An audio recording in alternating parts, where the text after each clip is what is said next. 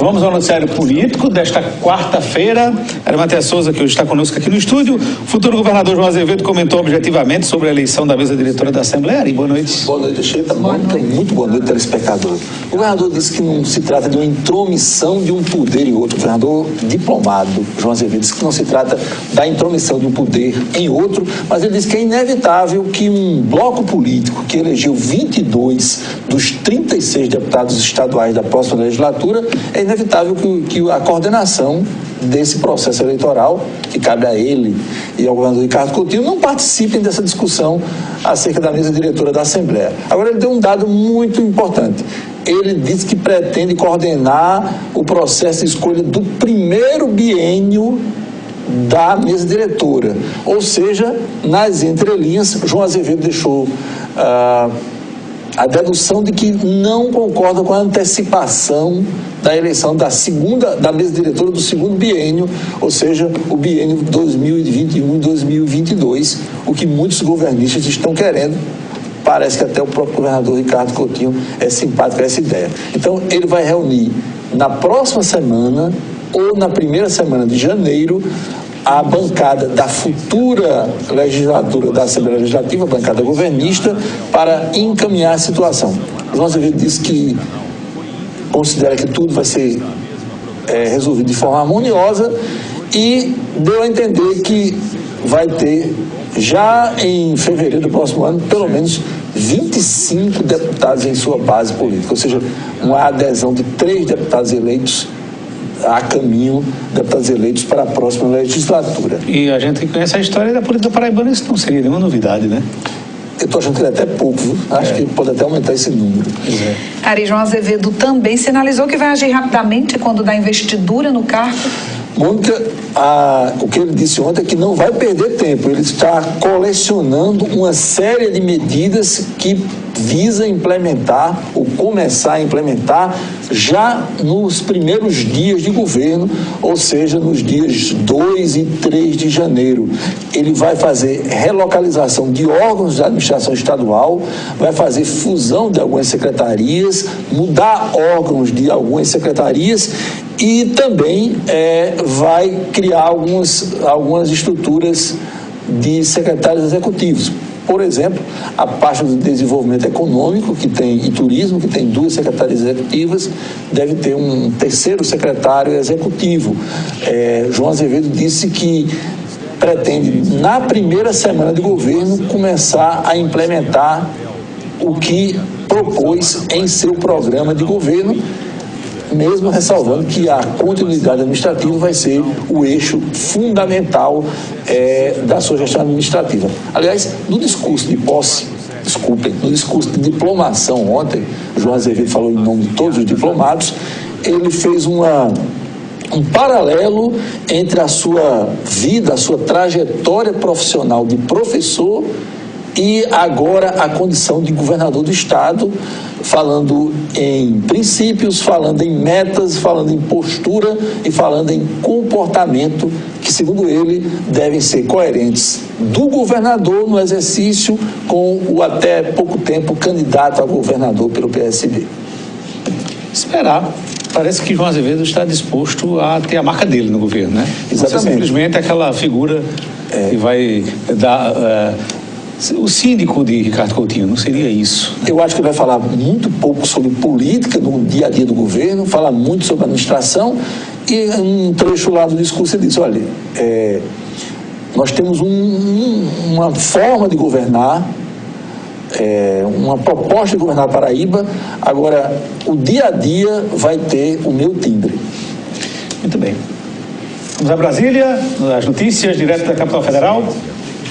Arimatea, eu pensei que quando a gente pensa que já viu tudo do Supremo, aí vem uma dessas, porque na última sessão, os 48 do segundo tempo da prorrogação, agora, se o cara quer soltar alguém, que solte.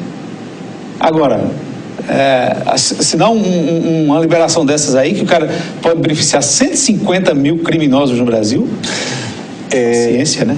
Sob o ponto de vista procedimental, é flagrante que o ministro Marco Aurélio agiu de forma desleal, Por exemplo, houve a última sessão do Supremo hoje do ano, o encerramento do ano judiciário. Logo após houve um almoço de confraternização dos 11 ministros do Supremo.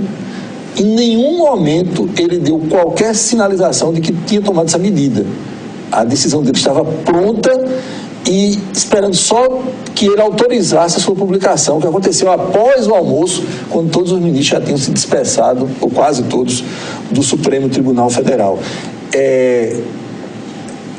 O procedimento de Marco Aurélio, a justificativa é muito inconsistente. Ele alega no seu despacho que ministros do Supremo Tribunal Federal já mudaram de opinião sobre a questão da prisão após condenação em segunda instância e que, pelo que esses ministros declararam publicamente, já teria sido formada uma nova maioria no Supremo favorável a que a aplicação da pena só aconteça após a condenação em última instância.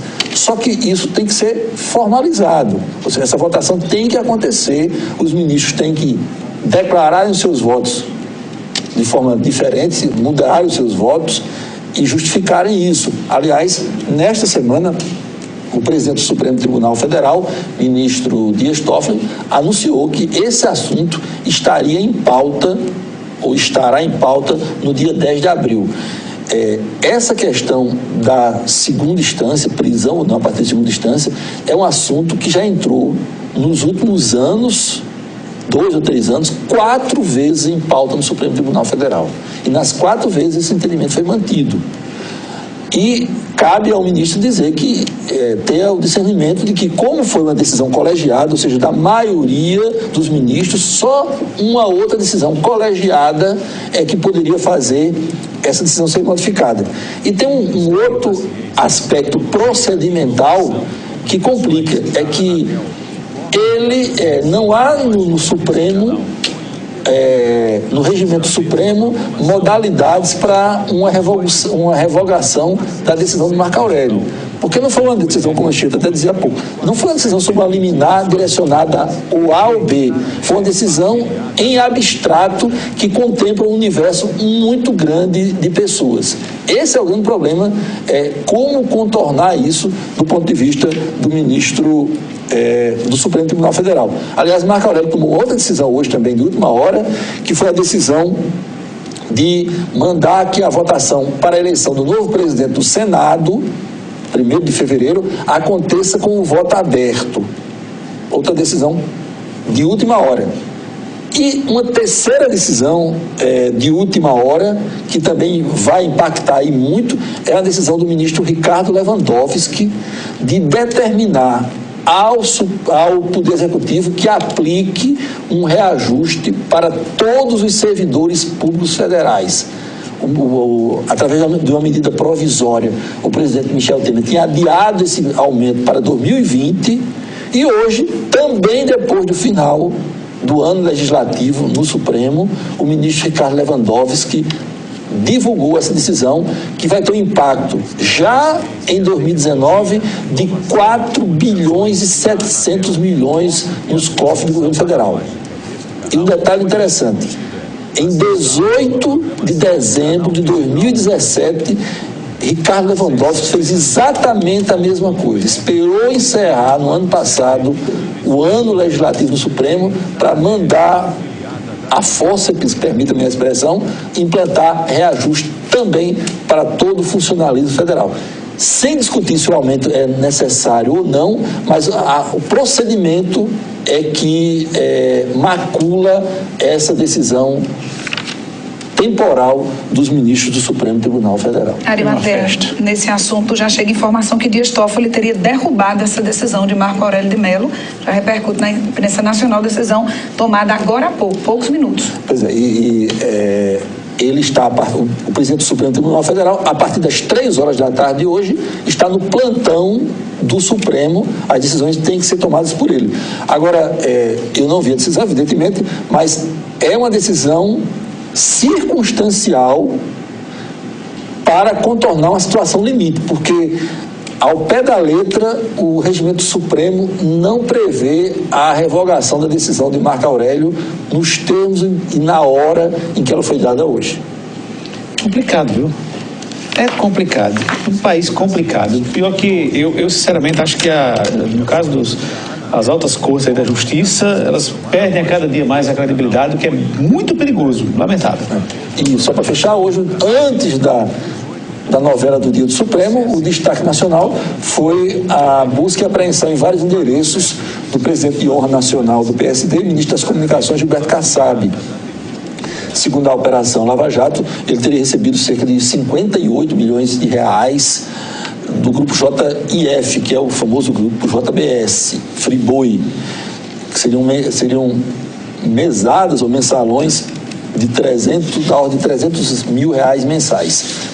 350 mil reais mensais. E num dos endereços de Kassab foram encontrados 300 mil reais em espécie.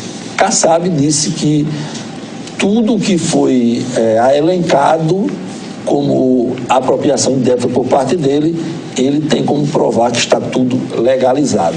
A conferir. Boa noite, Arimatea. Boa noite.